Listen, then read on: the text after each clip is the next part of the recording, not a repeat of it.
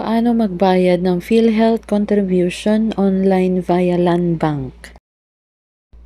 Log into employer account. Ilagay lang natin ang PIN number or PhilHealth employer number at saka password. Click ang login button. So after natin mag-login, ang unang bubungad sa atin ang employer profile. So next natin gagawin ay i-click natin ang payment management. So sa baba ng payment management, next natin gagawin ay i-click natin ang payment posting. So next, click natin this icon na parang printer next ng applicable month. So after natin mapindot yung parang printer icon, may tatlong pagpipilian dyan. So piliin mo yung number 3, click payment for posting. So, nandito na tayo sa SPA for payment and posting. So, click this file icon. Then, select list payment option. So, may tatlong pagpipilian guys. So, piliin mo lang yung online payment. So, nandito na tayo sa electronic payment. Ito yung mga accredited collecting agents ng PhilHealth. So, click natin ang Land Bank.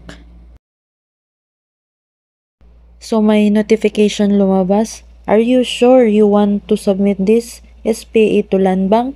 So, click mo lang OK. So, after mo mapindot yung OK, magdadirect siya sa Land Bank EPS Online Payment System. So, log in to EPS Online Payment System as a maker. So, lalagay mo lang yung user ID, passwording, click mo lang yung login button. So, ito yung itsura niya guys. So, click mo lang yung pending payments. So, after mo mapindot guys yung pending payments, lalabas yung SPA information. Applicable for the month of April 2024. So guys, next natin gagawin ay click the circle below select. Then, click submit button. Then, may lumabas na notification. Submit this transaction. Click OK. After natin maklik yung OK, lalabas dito, you are making a payment with the following details. Then, to authorize this transaction, please select Land Bank account number. So, makikita dyan guys yung account number.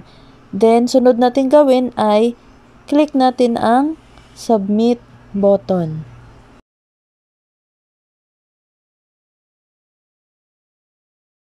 So, may notification again na lumabas. Submit this transaction. Click OK. So, you have successfully sent the transaction to authorizer with the following details.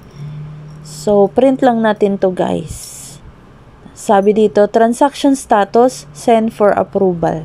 After nyo ma-print to guys, pwede nyong ibigay ito sa authorizer.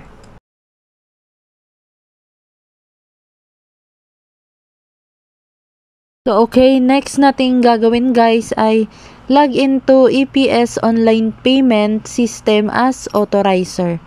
So, lalagay lang natin yung user ID, password, then click login button. So, ito yung itsura ng account ng authorizer guys. So, next natin gagawin ay click load pending payments. So, ayan guys, may lumabas na SPA. Applicable for the month of April 2024. Ito yung sinubmit ni Maker na for payment. So, gawin natin guys, click lang natin ang circle below select.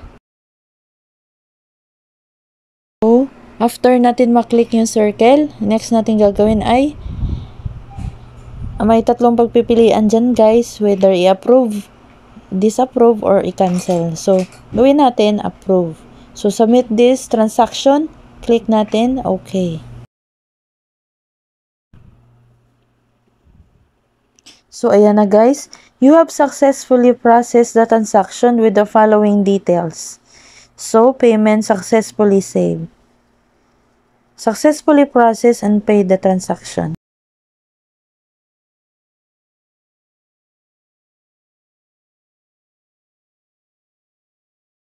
Then, let's print and file the document. So, ayun guys, ganun lang kadali mag-payment ng PhilHealth contribution via Land Bank. At sana may natutunan kayo sa ating tutorial ngayon. Maraming salamat sa inyong pakikinig at pakikinood. Thank you guys.